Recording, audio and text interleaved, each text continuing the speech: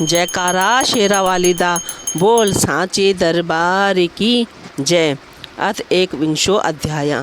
देवकी के प्रथम पुत्र का जन्म, वसुदेव द्वारा प्रतिज्ञा अनुसार उसे कंस को अर्पित करना और कंस द्वारा उस नवजात शिशु का वध। व्याजी बोले, हे राजन, इसके बाद समय आने पर देवस्वरूपिणी देवकी ने वसुदेव के सहयोग से विधिवत गर्भ धारण किया। 10वां माह पूर्ण होने पर जब देवकी ने अत्यंत रूप संपन्न तथा सुडौल अंगों वाले अत्युत्तम प्रथम पुत्र को जन्म दिया, तब सत्य प्रतिज्ञा से बंधे हुए महाभाग वसुदेव ने होनहार से विवश होकर देव माता देवकी से कहा, ही सुंदरी, अपने सभी पुत्र कंस को अर्पित कर देने की मेरी प्रतिज्ञा को तुम भली भांति जानती हो। हे महाभागे, उस समय इसी प्रतिज्ञा के द्वारा मैंने तुम्हें कंस से मुक्त कराया था। अतएव हे सुंदर केशों वाली, मैं यह पुत्र तुम्हारे चचेरे भाई कंस को अर्पित कर दे रहा हूँ। जब दुष्ट कंस अथवा प्रारब्ध विनाश के लिए उद्यत ही है तो तुम कर ही क्या सकोगी। अद्भुत कर्मों का परिणाम आत्मज्ञान से रहित प्राणियों के लिए दुर्गेय होता है। काल के पाश में बंधे हुए समस्त जीवों को अपने द्वारा किए गए शुभ अथवा अशुभ कर्मों का फल निश्चित रूप से भोगना ही पड़ता है। प्रत्येक जीव का प्रारब्ध निश्चित रूप से विधि के द्वारा ही निर्मित है। देवकी बोली, हे स्वामिन, मनुष्यों को अपने पूर्व जन्म में किए गए कर्म का फल अवश्य भोगना पड़ता है, किंतु क्या तीर्थाटन, तत्पश्चरण एवं दान आदि से वह कर्म फल नष्ट नहीं हो सकता है। हे महाराज, पूर्व अर्जित पापों के विनाश के लिए महात्माओं ने धर्मशास्त्रों में तो नानाविध प्रायश्चित के विधान का उल्लेख किया है। ब्रह्म हत्या करने वाला, स्वर्ण का हरण करने वाला, सुरापान करने वाला तथा गुरु पत्नी के साथ व्यभिचार करने वाला महापापी भी 12 वर्षों तक व्रत का अनुष्ठान कर लेने पर शुद्ध हो जाता है। हे अनग, उसी प्रकार मनु आदि के द्वारा उपदिष्ट प्रायश्चित का विधान पूर्वक अनुष्ठान करके मनुष्य क्या पाप से मुक्त नहीं हो जाता है।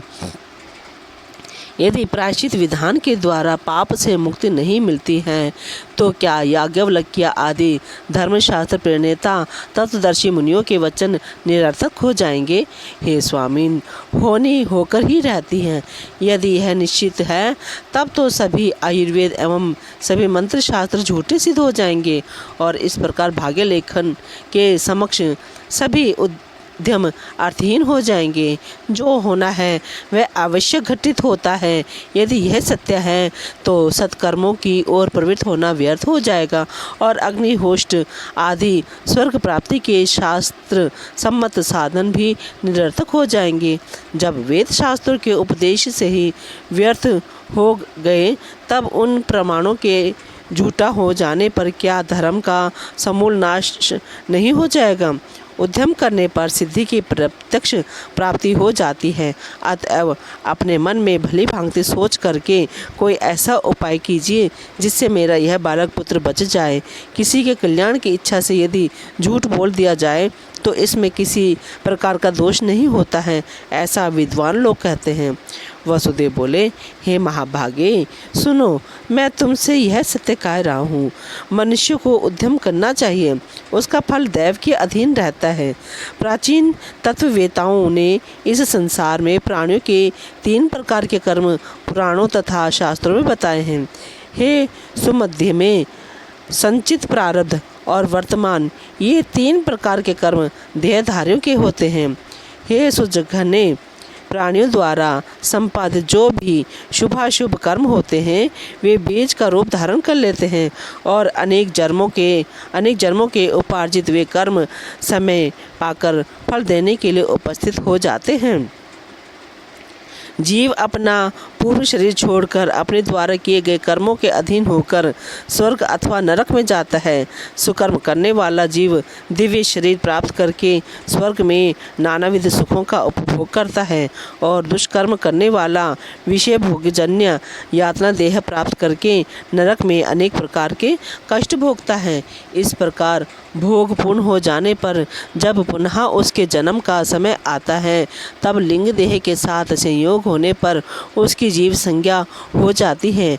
उसी समय जीव का संचित कर्मों से संबंध हो जाता है और पुनः लिंग देह के आविर्भाव के समय परमात्मा उन कर्मों के साथ जीव को जोड़ देते हैं। हे सुलोचने, इसी शरीर के द्वारा जीव को संचित वर्तमान और प्रारब्ध इन 3 प्रकार के शुभ अथवा अशुभ कर्म भोगने पड़ते हैं। हे भामिनी, केवल वर्तमान कर्म ही प्रायश्चित आदि के द्वारा नष्ट नहीं किए जा सकते हैं। इसी प्रकार समुचित शास्त्रोक्त उपायों द्वारा संचित कर्मों को भी विनष्ट किया जा सकता है, किंतु प्रारब्ध कर्मों का क्षय तो भोग से ही संभव है अथवा नहीं। अतएव मुझे तुम्हारे इस पुत्र को हर प्रकार से कंस को अर्पित कर ही देना चाहिए। ऐसा करने से मेरा वचन भी मिथ्या नहीं होगा और लोक निंदा का दोष भी मुझे नहीं लगेगा। इस अनित्य संसार में महापुरुषों के लिए धर्म ही एकमात्र सार तत्व है। इस लोक में प्राणियों का जन्म तथा मरण दैव के अधीन है। अतएव हे प्रिय, प्राणियों को व्यर्थ शोक नहीं करना चाहिए। इस संसार में जिसने सत्य छोड़ दिया उसका जीवन निरर्थक ही है।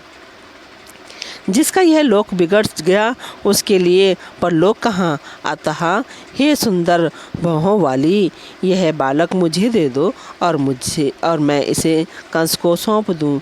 हे देवी, सत्य पथ का अनुगमन करने से आगे कल्याण होगा। हे प्रिय, सुख अथवा दुख किसी भी परिस्थिति में मनुष्यों को सत्कर्म ही करना चाहिए। हे देवी, सत्य की भली भांति रक्षा करने से कल्याण ही होगा। व्यास जी बोले, अपने प्रिय पति के ऐसा कहने पर शोक संतप्त तथा कांपती हुई मनस्विनी देवकी ने वह नवजात शिशु वसुदेव को दे दिया। धर्मात्मा वसुदेव भी अपने पुत्र उस अबोध शिशु को लेकर कंस के महल की ओर चल पड़े। मार्ग में लोग उनकी प्रशंसा कर रहे थे। लोगों ने कहा, हे नागरिकों, इस मनस्वी वसुदेव को देखो। इस अबोध बालक को लेकर ये द्वेष रहित एवं सत्यवादी वसुदेव अपने वचन की रक्षा के लिए आज इसे मृत्यु को समर्पित करने जा रहे हैं। इनका जीवन सफल हो गया है।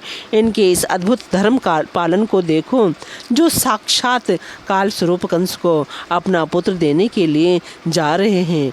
व्यास जी बोले, हे राजन, इस प्रकार लोगों द्वारा प्रशंसित हुए वे वासुदेव कंस के महल में पहुंच गए और उस दिव्य नवजात शिशु को कंस को अर्पित कर दिया। महात्मा वसुदेव के इस धैर्य को देखकर कंस भी विस्मित हो गया। उस बालक को अपने हाथों में लेकर कंस ने मुस्कुराते हुए यह वचन कहा, हे शूरसेन तनय, आप धन्य हैं। आज आपके इस पुत्र समर्पण के कृत्य से मैंने आपका महत्व जान लिया है। ये बालक मेरी मृत्यु का कारण नहीं है, क्योंकि आकाशवाणी के द्वारा देवकी का 8वां पुत्र मेरी मृत्यु का कारण बताया गया है। अतएव मैं इस बालक का वध नहीं करूँगा। आप इसे अपने घर ले जाइए। हे महामते, आप मुझे देवकी का 8वां पुत्र दे दीजिएगा। ऐसा कहकर उस दुष्ट कंस ने तुरंत वह शिशु वसुदेव को वापस दे दिया। राजा कंस ने कहा कि यह बालक अपने घर जाए और सकुशल रहे। तत्पश्चात उस बालक को लेकर शूरसेन पुत्र वसुदेव प्रसन्नतापूर्वक अपने घर की ओर चल पड़े। इसके बाद कंस ने भी अपने मंत्रियों से कहा कि मैं इस शिशु की व्यर्थ हत्या क्यों करता, क्योंकि मेरी मृत्यु तो देवकी के 8वें पुत्र से कही गई है। अतः देवकी के प्रथम शिशु को वध करके मैं पाप क्यों करूं। तब वहां विद्यमान श्रेष्ठ मंत्रीगण साधु साधु ऐसा कहकर और कंस से आज्ञा पाकर अपने अपने घर चले गए। उनके चले जाने पर मुनिश्रेष्ठ नारद जी वहां आ गए। उस समय उग्रसेन पुत्र कंस ने श्रद्धापूर्वक उठकर विधिवत अर्घ्य पाद्य आदि अर्पण किया और पुनः कुशल क्षेम तथा उनके आगमन का कारण पूछा। तब नारद जी ने मुस्कुराकर कंस से यह वचन कहा, हे कंस, हे महाभाग, मैं सुमेरु पर्वत पर गया था। वहाँ ब्रह्मा आदि देवगण एकत्र होकर आपस में मंत्रणा कर रहे थे कि वसुदेव की पत्नी देवकी के गर्भ से सुरश्रेष्ठ भगवान विष्णु आपके संहार के उद्देश्य से अवतार लेंगे। तो फिर नीति का ज्ञान रखते हुए भी आपने उस शिशु का वध क्यों नहीं किया? कंस बोला, आकाशवाणी के द्वारा बता गए अपने मृत्यु रूप देवकी के 8वें पुत्र का मैं वध करूँगा। नारद जी बोले, हे निर्विशेष्ट, आप शुभ तथा अशुभ राजनीति को नहीं जानते हैं और देवताओं की माया शक्ति भी नहीं जानते हैं। अब मैं क्या बताऊं? अपना कल्याण चाहने वाले वीर को छोटे से छोटे शत्रु की भी उपेक्षा नहीं करनी चाहिए। गणित शास्त्र की सम्मिलन क्रिया के आधार पर तो सभी पुत्र 8वें कहे जा सकते हैं। आप मूर्ख हैं, क्योंकि ऐसा जानते हुए भी आपने शत्रु को छोड़ दिया है। ऐसा कहकर श्रीमान देवदर्शन नारद वहाँ से शीघ्रतापूर्वक चले गए। नारद के चले जाने पर कंस ने उस बालक को मंगवा कर उसे पत्थर पर पटक दिया और उस मंदबुद्धि कंस को महान सुख प्राप्त हुआ। बोलो जयकारा शेरा वालिदा, बोल सांचे दरबार की जय।